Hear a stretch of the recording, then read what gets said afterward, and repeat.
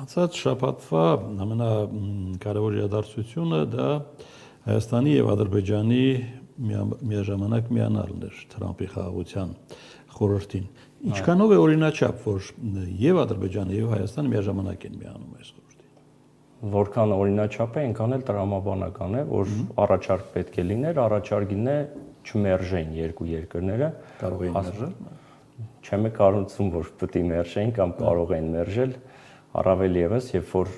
հեգեմոն գերտերության ղեկավարը ուղիղ խոսում է այն մասին, որ այդ կոնֆլիկտը ինքն է հանգուցալուծել, հետեւաբար խաղաղության խորհրդում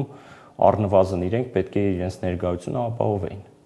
Ուրիշ բան, որ այդտեղ քննարկման առարկա մի պա դարձավ այդ 1 միլիարդ դոլարի մասնակցության բանը, հետո հասկացանք, որ դա պարտադիր պայման չի, չնայած որ այստեղ է մի հատ ուրիշ խնդիր առաջանում։ Եթե վճարում ես, ուրեմն ձայնի իրավունքի, քվոտայի իրավունքը ինչպես է դիտարկում, եթե չես վճարում, ինչպես, որովհետև հայտնի ասացվածքում ասում է, ով վճարում է, նա էլ երաժշտությունը պատվիրում է։ Հիմա Հայաստանի մասնակցությունը հետո դիտարկում ենք սիմվոլիկ բնույթի, այնքան որ ներկայացած չկան որպես երկիր ֆիկտիվ բնույթ է կրում, դա հասկանանք այդպես։ Եթե նախ հասկանանք նաև մյուս հանգամանքը, դա ՄԱԿ-ին փոխարինող կառույց է որպես այդպիսին վերպետական նոր առաքելության, դե post factum 2-3 ամիս անց նոր։ Դե Հայաստանի ինչին է պետք երաժշտություն պատվիրել այդ խորհուրդը։ Դե Այնուամենայն դեպս այստեղ Հայաստանը փոքր դերակատարություն ունի եւ այստեղ ավելի շատ էլի գալիս ենք նրան, որ всё-таки դա սիմվոլիկ բնույթ կրող մասնակցություն է։ Հայաստանի ու Ադրբեջանի այդ խորհրդում գտնվելը որոշակիորեն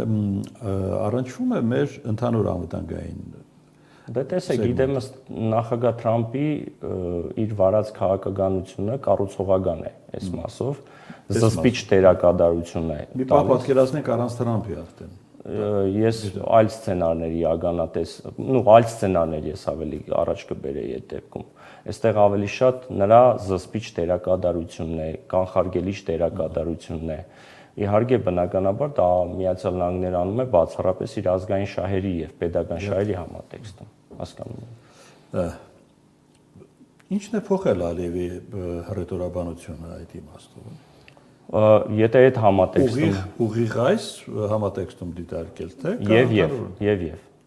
առաջնահերթ եթե փորձում ենք Հայաստան-Ադրբեջան հարաբերությունների համատեքստում դիտարկենք, գաղտնիք չէ, որ նրա համար առաջիկա ընտրություններին այս իշխանությունների վերարտադրվելու ցանկությունը շատ բարձր է, որովհետեւ համագործակցության եզրեր գտել են, շատ դեպքերում միակողմանի զիջումների արդյունքում հասնում են իրենց նպատակին։ Զանգեզուրի միջանցք ասվածի տակ, որքան էլ հիմա trip Trump ենք ասում, իրենք իրենց նպատակին մեծ հաշվով հասնում են անխոչնդոտ երթևեկի մասով, այսինքն դա ամրագրվում է, դա արդեն իսկ փաստ է։ Մյուս հանգամանքը, որ հայկական կողմը ինքնական որոշում, ինչպես ուզեն անցնելու են։ Չէ, այդտեղ մի քիչ չագերտներ կա, երբ ուզեն, ինչպես ուզեն չեղավ, այդպես, բայց սահմանադրության մասով գիտեք, ինքնական հայկական կողմը պատրաստակամություն է հայտնել փոփոխություններ անելու հռչակագրի մասով մինիմում։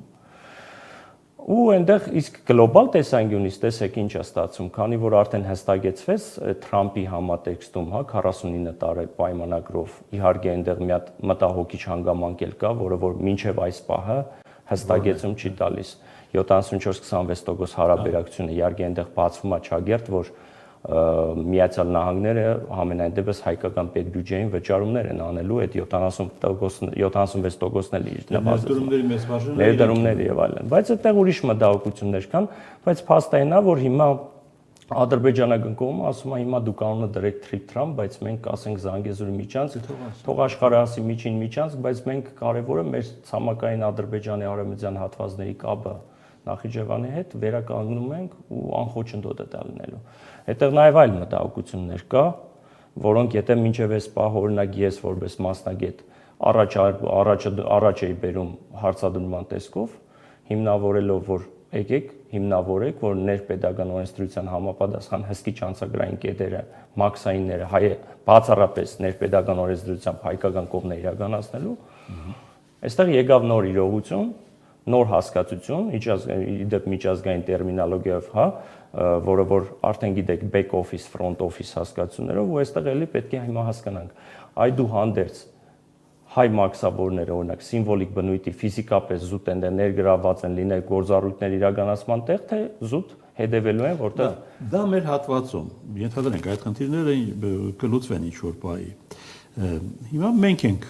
Հայաստանից անցնում Ադրբեջանով գնում ենք Ռուսաստան կամ Միջին Ասիա այդ երկրներ, ինչպես եղավ ղազախական ցորենի կամ ռուսական ցորենի։ Այնինչ դուք նկարագրում եք հայկական հատվածում, նույնը պետք է նկարագրել ադրբեջանական։ Ըստ տրամաբանության այդպես պետք է լիներ սիմետրիկ ձևով։ Ադրբեջանը ստուգում է մեր բեռները, որ գալիս են։ Միանշանակ, ընդ որում իրենք ասել են մենք ոչ մի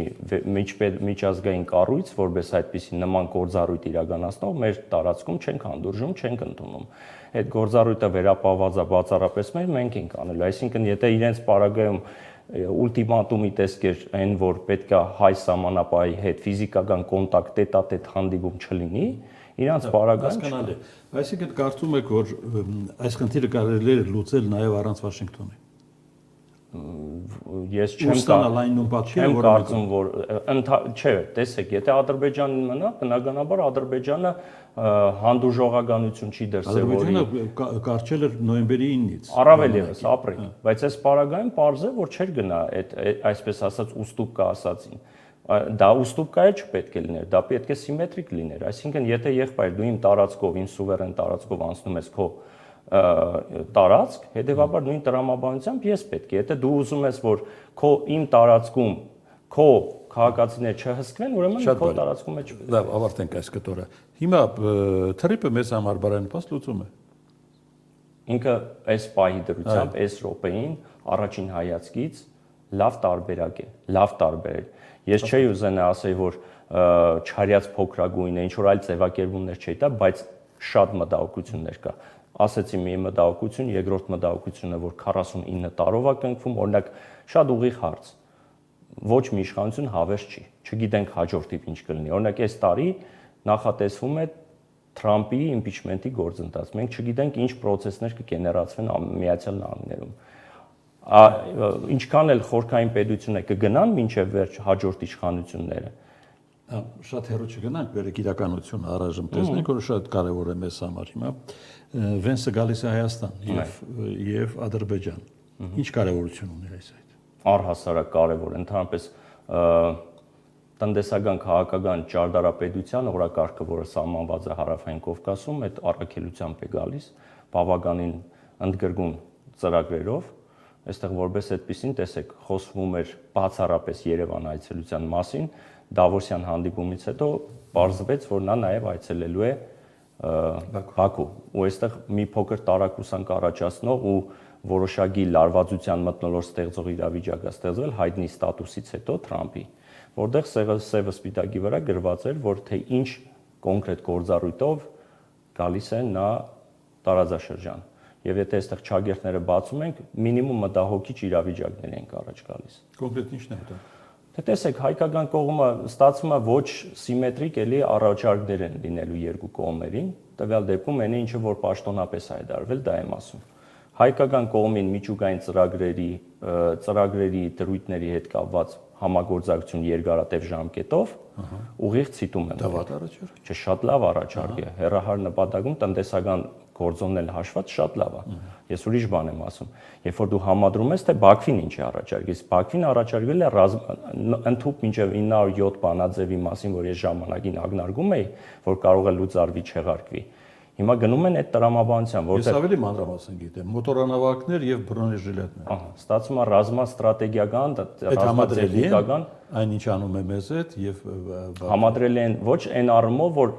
մեզ իրենց զենք, զինամթեր, սպառազինություն, ռազմավարական դաշնակցության շրջանակներում զինտեխնիկայի տրամադրում, սպառազինության տրամադրում, ասեցի ինչ է տրամադրում։ Ահա, հա, բայց դա վերածվելու է նաեւ այլ բաներ, ես դες վստահեցնում եմ, մանավանդ եթե 907 բանաձևը իրոք լուծարվի, չեղարկվի։ Իսկ հայկական հրթիռներ, չի բացառվում, իհարկե չի բացառվում։ Ես ուրիշ մտահոգություն ասեմ նաեւ այս համատեքստում, պաշտոնական տվյալներով։ Տեսեք, մտահոգությունների շարքից։ Պարոն Նացականյան, Այսօրվա դրությամբ պաշտոնապես հայտարարվեց օրինակ Ադրբեջանի ռազմական բյուջեի մասը 44% աճ է տվել։ Այն դեպքում, երբ որ մերը 14-16% ընդհանրական նվազեցում, ել չեմ ասում ժամկետային զինծառայության կրճատումը։ Այստեղ տեսեք, դրա մասին նաև իր բոլոր ռիսկերով հանդերձ, այս մասին խոսում է նաև Հայաստանի Հանրապետության հակահետախուզության վարչությունը հատուկ զեկույցով համապատասխան։ Մտահոգություն է։ Իսկ նորից մեր դեմ պատերազմ է պատրաստվում։ Դե տեսեք, ստացվում է Միացյալ Նահանգները խաղաղություն է բերում մի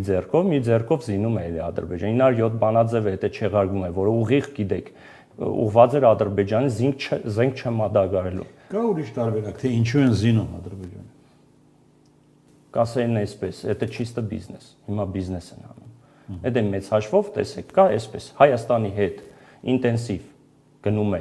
հայ-ամերիկյան օրակարգով հարաբերությունները զարգացման մի նոր փուլ է, անխոստ, որի հետ ռազմաքաղաքական, ռազմավարական 1000 ու մի տեսակի պայմանավորվածություններ են ձեռք բերում, որը շատ գրավիչ առաջարկներ է եւ համագործակցության եզրեր է բացում, Ադրբեջանի հետ նոր մակարդակի ռազմավարության մասին են խոսում։ Հիմա ուր կտանի այդ ռազմավարությունը։ Մենք հասկանում ենք, չէ՞, որ մինիմում զինվելով, եթե նույնիսկ հաջորդ տարի պատերազմ էլ չլինի, միայն այն, որ ռազմական բյուջեն ավելացնում են, սպառազինություն են ստանում հեգեմոն գերտերությունից, դա մտահոգիչ է, մինիմում մտահոգիչ է։ Ադրբեջանցի քաղաքագետը ասում է Դավիթ, Ալիևը խաղաղության պայմանագիր չի ստորագրում երկու պատճառով։ Ընտրություններ Հայաստանում, երկրորդ պատճառ ռուսական գործոնն է, ավելի հետաքրքիր տարբերակ է առաջարկում։ Դե ես այդտեղ կարող եմ մի 10 այլ խելամիտ տարբերակներ նաև ասեմ ադրբեջանցիների համար, թե ինչի Ալիևը չի կնքում։ Այդ ընդամենը երկուսն է թվարկում։ Պատճառները շատ են։ Իսկ ով է ասել, որ մենակ այդ պատճառներն են։ Իհարկե երկրորդը մի քիչ բան այսպես իրարամերժ ու զավեշտ առաջացնող է, բայց մենք շատ ավելի կարևոր թվարկումներ ադրբեջանական իրականում կոնֆլիկտ չկա։ Ես չեմ տեսնում այնտեղ կոնֆլիկտ։ Որքան է այդպես ներկայացումը կամ ճգնաժամը, այդպիսի բան չկա։ Դա կառավարելի ճգնաժամ է, միշտ ասել եմ, կառավարելի է։ Այստեղ բալանսը պահպանվում է։ Ու տեսեք, այդ որ դուք ասում եք, այդտեղ ջրային ռեսուրսների հետ կապված Ալիևը պահանջներ ունի համատեղ, չէ, Հայաստանից, որ ասում եք, ինչ ցիտում եք քաղաքագետի, ադրբեջանցիների վերադարձի մասին պայման կա, սահմանադրության փոփոխության, դելիմիտացիոն, դեմարկացիոն աշխատանքները իր քմաջույքով ցանկացած քարտեզների հանգամանքը կա, այնտեղ շատ հանգամանքներ կա։ Ու քանի հնարավոր է ճնշման միջոցով միակողմանի զիջումներ տանել, նա դա օգտագործելու է։ Նույն տրամաբանությամբ այն նույնիսկ ոչ բարձրաստիճան ռազմական ղեկավարությանը ոչ չի տալիս Հայաստանին հետ, այն մարդիկ, որոնք որ ուղագի հիմա Բաքվի բանդերում են, այդ տղաներին է վերադարձի համար։ Ամեն ինչը իր գինը ունի։ Ժամանակին Էրմինե Էրդողանն է շատ լավ ասել. առևտրի առարկա սարքելով այդ մարդկանց տվեք ինչ որ բանի դիմաց։ Հիմա ըստ հերթականության արվում է։ Միջև ընտրություններ այդ հանգրվանը կլինի այսպես միջին տադանվող։ Հա։ Այո։ Իհարկե Ալիևը հիմա ստանձնել է մի հատ հետաքրքիր պոզիցիա հետևյալ կերպ։ Տպավորություն է ստեղծում, որ մարդասիրական վերաբերմունք է դրսել։ Մենք փակել ենք պատերազմի էջը, մենք սովորում ենք, թե ինչ է նշանակում խաղաղ ապրել։ Սա ասում է Ալիևը։ Ալիևը նաև ասում է ՄԳԻՄՈ սովորելու տարիներին ինձ ասում էին, որ տարածքային ամբողջականությունը այդքան կարևոր չի, ինչքան հաջորդ ՄԱԿ-ի կանոնադրությամբ այն ինչը որ հայերիս էր բնորոշ, չէ, երբ որ Արցախը արդեն գրավեց տարածքային ամբողջականությունը, ազգերի ինքնորոշման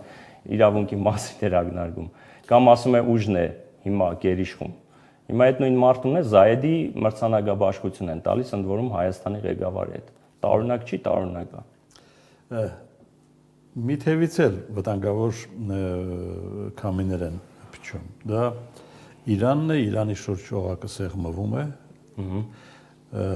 Ամերիկյան ռազմանավերը արդեն Հնդկական օվկիանոսում են։ Չինաստանը Իրանին ռազմական օգնություն է ուղարկում, տանում է բախման, այսինքն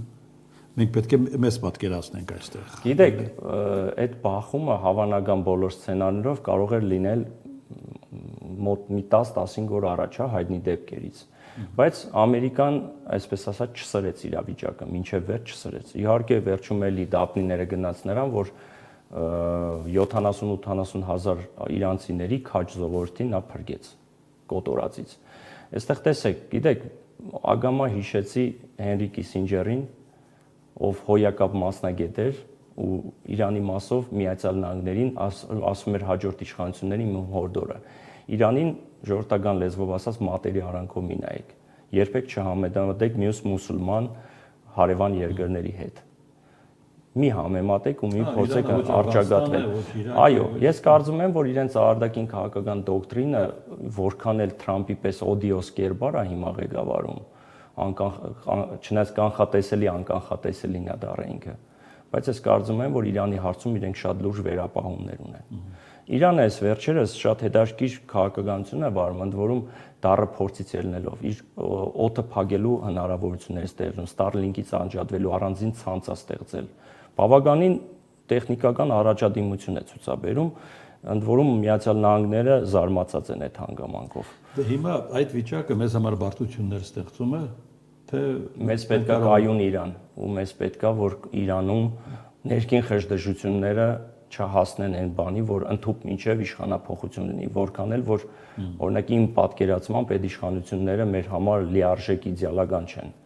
որպես եղբայրական դաշնակից հարևան երկրների համար, բայց այդուհանդերձ մեզ պետք է կայուն Իրան։ Բաքվի համար միևնույնն է, ինչպես Իրան։ Բաքվի համար ես ուղիղ կարող եմ գնահատական տալ,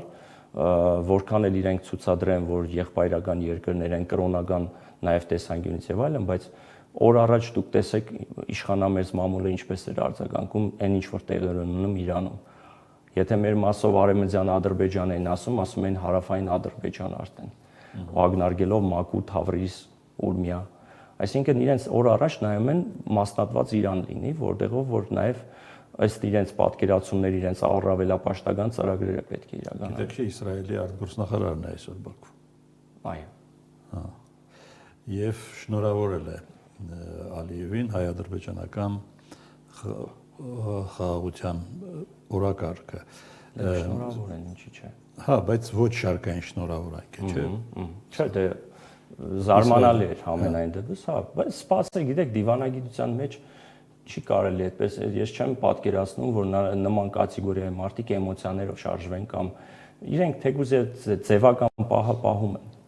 Դիվանագիտական այդ գործիքակազմը այնպես են կիրառում, որ շատ տակտիկորեն են կիրառում։ Ադրբեջանին Իրանի դեմ օգտագործելով հավանականություն։ Այո։ Ես ելի եմ ասում, այդուհանդերձ մնում եմ այն կարծիքն ու պնդում եմ այն կարծիքը, որ Ադրբեջանը կգա մի ժամանակ, եւ եթե ոչ հիմա էլ պլացդարմա, որ Իրանի դեմ ուղղված, Իսրայելի համար նախատեսված, եւ ոչ միայն Իսրայելի։ Ուրիշ բան, որ պատե առիթ լինի դրա համար։